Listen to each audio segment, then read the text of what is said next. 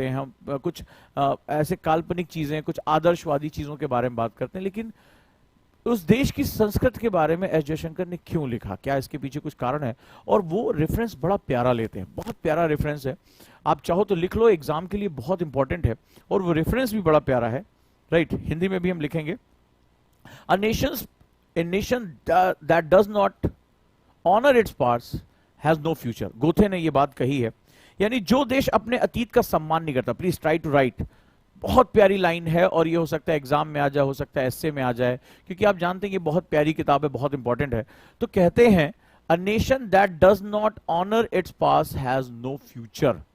बड़ी प्यारी किताब है। जो देश अपने अतीत का सम्मान नहीं करता, एस जयशंकर अपनी किताब में लिखते हैं, जो देश अपने अतीत का सम्मान नहीं करता उसका कोई भविष्य नहीं है। गोथे ने यह बात कही थी, इसको कोट करके लिख लो, एग्जाम में आपको पता है कोट से क्वेश्चन आते हैं। जो देश अपने अतीत का सम्मान नहीं करता उसका कोई भविष्य नहीं है। अच्छा, अब तुम मुझे बताओ, तुम लोग क्लास में हो, इंटेलेक्चुअल लोग हो, इसमें सबसे इंपॉर्टेंट वर्ड तुम्हें क्या लग रहा है? मैं सबसे जानना चाहता हूं इस स्टेटमेंट में, a nation doesn't honour its past, जो अपने अतीत का सम्मान नहीं करता उसका कोई भविष्य नहीं होता, हैज नो फ्यूचर, राइट? इसमें सबसे इंपॉर्टेंट बात तुम्हें क्या लग रही है, मुझे बताओ। तुम्हें सबसे इंपॉर्टेंट बात क्या नजर आ रही, क्या चीज है जो तुम्हें लग रहा है कि this is most important thing? Everybody,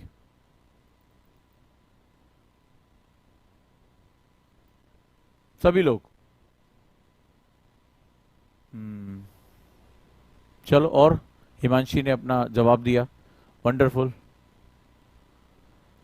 ओह, किसी ने लिखा नेशन, किसी ने लिखा ऑनर, किसी ने लिखा पास्ट, किसी ने लिखा ऑनर। आप क्या सोचते हैं? फ्यूचर, कल्चर, संस्कृति, पास्ट एंड फ्यूचर लिंक, और कम ऑन एवरीबडी, ज़ॉम्बी तो नहीं हो ना? बताओ जरा, देखें कि तुम्हारे सामने एक स्टेटमेंट है, तुम इसको कितना समझ पाते हो?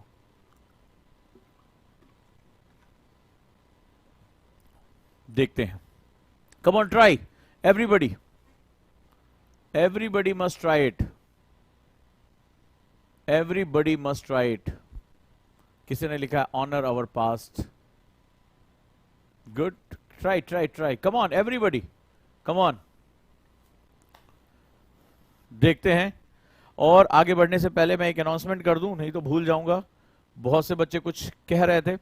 इस संडे को, ठीक है, 6 अगस्त को दिन में 1 बजे गुरुकुल 3.0 के लिए ऑल इंडिया स्कॉलरशिप टेस्ट, जी हाँ, ध्यान रखिएगा, गुरुकुल 3.0 बैच के लिए ऑल इंडिया स्कॉलरशिप टेस्ट, जो कि ओजांग टेस्ट प्रैक्टिस ऑनलाइन होगा।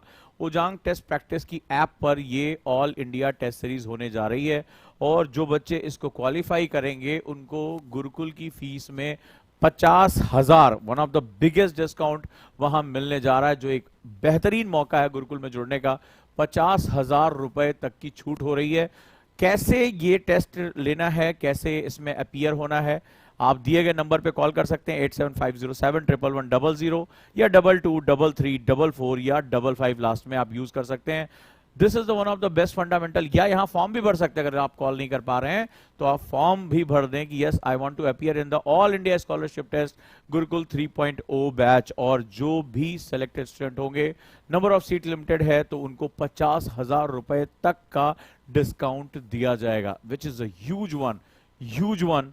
और ये मेरी तरफ से एक गिफ्ट है, क्योंकि नए कैंपस पे जो है हमने गिफ्ट किया है, तो ये नए कैंपस की खुशी में सभी को 50,000 जो स्कॉलरशिप टेस्ट में अपीयर होता है और शुरुआत में अच्छे मार्क्स लेकर आता है, उसको 50,000 रुपए तक का डिस्काउंट है। तो चलिए हम इसके आगे बढ़ते हैं और इसके बाद समझते हैं। मेरे लिए जो सबसे इंपॉर्टेंट वर्ड है, जानते हो क्या है? चलिए, और वो है इट्स। न पास्ट, न ऑनर, न कल्चर, न नेशन, न फ्यूचर, कुछ नहीं। जो मेरे लिए सबसे इंपॉर्टेंट वर्ड है, बड़े ध्यान से सुनना, मेरा डिस्कशन आज इसी पे होने जा रहा है और बड़ा गहरा डिस्कशन है। मेरे लिए जो सबसे इंपॉर्टेंट है वो है इट्स। इट्स कहोगे, अरे आपने इसको क्यों चुना? जी हाँ, इट्स, क्योंकि भारत के नजरिए से ये बिल्कुल अलग है। भारत में लंबे समय तक अंग्रेजों ने शासन किया, डिफरेंट जो है वो अलग अलग संस्कृतियों ने शासन किया। तो भारत की जो संस्कृति है वो बहुत ही भिन्न संस्कृति है, बहुत ही अलग चीजों के साथ मिली हुई है। और दिक्कत ये हुई कि जब हमारे ऊपर कॉलोनी, यानी जब अंग्रेजों ने शासन किया, जब यूरोपियंस ने शासन किया, तो उन्होंने हमारे पूरे इतिहास को ही बदलने का प्रयास किया। उन्होंने हमारा इतिहास अपने तरीके से लिखा, यानी कि हम कभी गर्व न कर सके। मैकाले ने पूरा एक स्ट्रक्चर डेवलप किया और जेम्स मिल ने पूरा स्ट्रक्चर डेवलप किया, इन लोगों ने डेवलप किया। आज भी हमारे देश में बहुत से ऐसे विद्वान हैं जो इतिहास की किताबें लिखते समय कहते हैं कि भारत एक राष्ट्र नहीं है, भारत राज्यों का संघ है। आज भी वो ये कहते हैं कि भारत में राष्ट्र की कोई अवधारणा नहीं है, स्टेट नेशन जैसा कॉन्सेप्ट तो फॉरेन से आया। तो हम कौन थे जिन्होंने गणराज्य बनाए थे? हम कौन थे जिन्होंने जो है जनपद हमारे यहाँ हुआ करते थे, हमारे यहाँ सभा और समितियां हुआ करती थी। राजा भी जो है वो जो अपने सभा और समितियों से पूछ के निर्णय लिया करता था। राजा एब्सोल्यूट नहीं था, मोनार्की उनके यहाँ थी। वेस्टर्न हमारी मोनार्की उस तरह से नहीं थी, राजा सभी चीजों का मालिक नहीं था, राजा के भी धर्म थे। हमारे यहाँ राजधर्म हुआ करता था। बड़े ध्यान से मेरे डिस्कशन को समझने की कोशिश करना। मेरे लिए जो सबसे इंपॉर्टेंट वर्ड जो मैंने समझा है वो है इट्स, यानी उस राष्ट्र का अपने अतीत के बारे में। अब पता चला कि मैं अपने अतीत, आप लोगों ने, ज्यादातर लोगों ने कहा कि पास्ट की नॉलेज होनी चाहिए, पर जब मैं अपने अतीत पे जाता हूं तो मेरा क्वेश्चन होता है किसका अतीत, किसका अतीत? हम भारतीयों का अतीत तो यूरोपियंस ने लिखा है। अगर मैं सही हूं तो प्लीज मुझे यस लिख के भेजें। कितने लोग इस बात से एग्री करते हैं कि हमारा जो अतीत है वो तो अंग्रेजों ने हमें लिख के दिया? उन्होंने बताया कि देखो आर्यंस बाहर से आए, द्रविडियन को कुचला, जाति प्रथा ऐसी बना दी, फलाना ऐसा कर दिया, देखो हमने तुम्हें सिखाया लोकतंत्र क्या होता है, हमने तुम्हें बताया कि फलाना चीज क्या होती है, हमने तुम्हें बताया ढिकाना चीज क्या होती है। तुम तो राष्ट्र थे ही नहीं, तुम तो काले लोग थे, ब्राउन लोग थे, हमारे पास व्हाइट मैन बर्डन था, तुम्हें हम आके राष्ट्र सिखाया। अच्छा, तो राष्ट्रकूटों ने जब आपका कल्चर, आप जो चमड़ा पहन के घूमते थे नंगू पुंगू होके, तो आप मुझे बताइए, आपके पास कोई सभ्यता नहीं थे, जंगलों में आप घूमते थे, तब हमारे यहाँ राष्ट्र की अवधारणा हुआ करता था। आज भी आप दक्षिण भारत से लेकर कहीं भी चले जाइए, आप आचार्य 326 बीसी में भी जब आचार्य चाणक्य की बात करते हैं तो वहां भी आप अखंड भारत का जो है वो नक्शा देखते हैं, अखंड भारत शब्द से परिचित होते हैं, और वहां पर राष्ट्र जो है वो हमारी प्रशासन की इकाई हुआ करती थी। तो आप जब जो है वो जो कबीले के रूप में थे, अभी आप कुछ समय पहले इस दुनिया में ढंग से आए इज्जत के साथ, और आप जो है वो हमें बता रहे हैं कि नेशन का कॉन्सेप्ट हमने आपको दिया है। तो मेरे साथ एक बड़ी जबरदस्त चीज बताना, मेरे लिए सबसे इंपॉर्टेंट वर्ड ये है।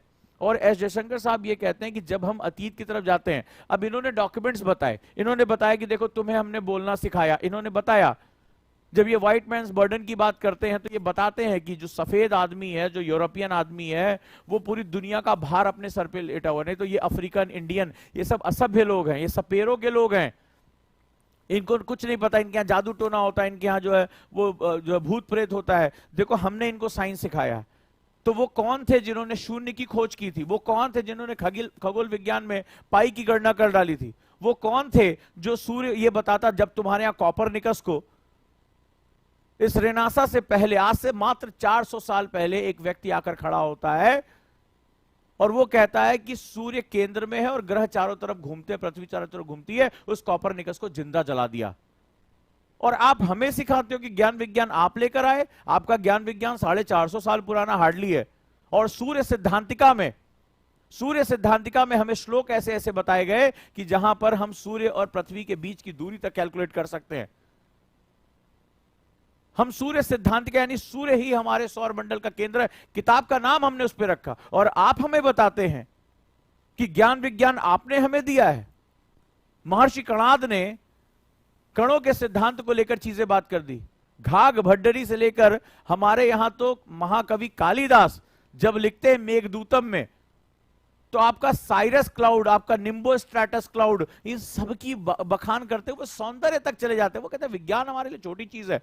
हमने तो विज्ञान में सौंदर्य ढूंढ लिया। जिस विज्ञान को आप नीरस सब्जेक्ट कहते हैं, बोरिंग लोगों का सब्जेक्ट कहते हैं, उस विज्ञान में उन्होंने नायिका की सुंदरता देख ली, नायिका के कमर में पड़ी हुई करधनी को बादलों के साथ तुलना कर दी। इस तरह का महान साहित्य था हमारे देश में।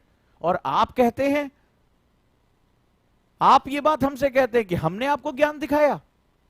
जिस देश में इतनी भाषा, इतनी बोली, इतनी तरह की विविधता, और वो एक राष्ट्र के रूप में साथ चल रहा है, और आप हमें सिखा रहे हैं कि ये कॉन्सेप्ट हमारा है। 400 साल हुआ आपको डेमोक्रेसी अपनाए हुए, आप हमें डेमोक्रेसी के बारे में बात कर रहे हैं, जिसकी प्रारंभिक इकाई ही जनपद हुआ करता था, महाजनपद हुआ करता था, गणराज्य हुआ करते थे।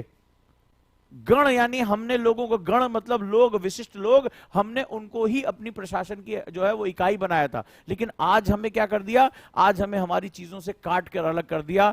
जो आज जो है वो जानता ही नहीं है। हमें पता ही नहीं कि गणराज्य शब्द का प्रयोग सबसे करने वाले सबसे पहले लोग हम हैं।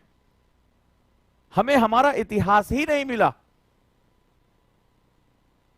हमें हमारा इतिहास ही नहीं मिला। तो एस जयशंकर साहब कहते हैं इट्स, यानी राष्ट्र को पहले तो खुद की संस्कृति ढूंढनी पड़ेगी, इस पर्दे को खोलना पड़ेगा, क्योंकि जब तक ये पर्दा नहीं हटाओगे तब तक तुम्हारे अंदर विश्वास नहीं आएगा। चैप्टर बड़ा ही खूबसूरत शुरू किया है, देख के मैं फैन हो गया, मजा आ गया लिखने वाले को। एस जयशंकर साहब की जितनी तारीफ की जाए, एक बेहतरीन सिविल सर्वेंट, एक बेहतरीन विदेश मंत्री, और क्या भारत की संस्कृति के साथ उन्होंने अपना दिल निकाल कर रखा है और एक नई इंसाइट दी है। और मुझे लगता है कि हर यूथ को इस इंसाइट को समझना चाहिए कि ये क्या चीज है। क्यों? क्योंकि जब तक आप अपने इतिहास को नहीं जानोगे तब तक आप कभी गर्व नहीं कर पाओगे, और जब गर्व नहीं होगा तो इस संसार में निर्वात कुछ नहीं है। Energy and matter neither be created not be destroyed, science कहता है। तो अगर गर्व नहीं होगा तो वहां निर्वात नहीं, कुछ नहीं जैसी कोई चीज नहीं होती है, वहां शर्म होगी। और यकीन मानिए आज 90% से ज्यादा भारतीय अपने ही संस्कृति पर शर्म करते हैं, क्योंकि उन्हें अपनी रूट्स नहीं पता। वो ये सोचते हैं कि हमारे यहां पीपल के पेड़ को पानी देना एक दकियानूसी अंधविश्वास की चीज है। लेकिन थोड़ा सा विज्ञान अगर वो समझ पाते, इट्स कल्चर, अपने स्वयं के कल्चर को समझ पाते, उन्हें समझ पाते कि हमारे पुरखों को यह बात बहुत पहले पता थी कि पीपल का पेड़ इकलौता ऐसा पेड़ है जो 24 घंटे ऑक्सीजन दे सकता है, और हमारे जीवन के लिए ऑक्सीजन कितना महत्वपूर्ण है। वो ये जान पाते हैं कि हम जो कान छिदाते हैं या माथे पे टीका लगाते हैं, ये अंधविश्वास नहीं, इसके पीछे विज्ञान का एक बहुत उच्चतम बिंदु है जो भौतिक विज्ञान सिद्ध नहीं कर सकता। वो ये बताता है कि ऊर्जा केंद्र को किस तरह स्पंदित किया जाता है, किस तरह वाइब्रेट किया जाता है, यानी रेजोनेंस, क्वांटम लेवल की फिजिक्स हमें उस समय पता थी जो ये दुनिया क्वांटम के बारे में जानती नहीं थी।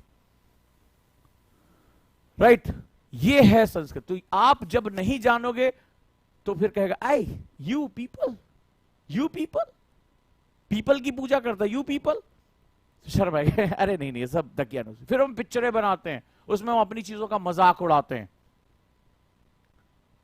फिर हम अपनी चीजों पे शर्म करते हैं, फिर हम जब शर्म आती है तो हम छोड़ देते हैं उसे, और जो मिलता है उसको अपना लेते हैं। और इस अंधी दौड़ में हम भूल जाते हैं कि हम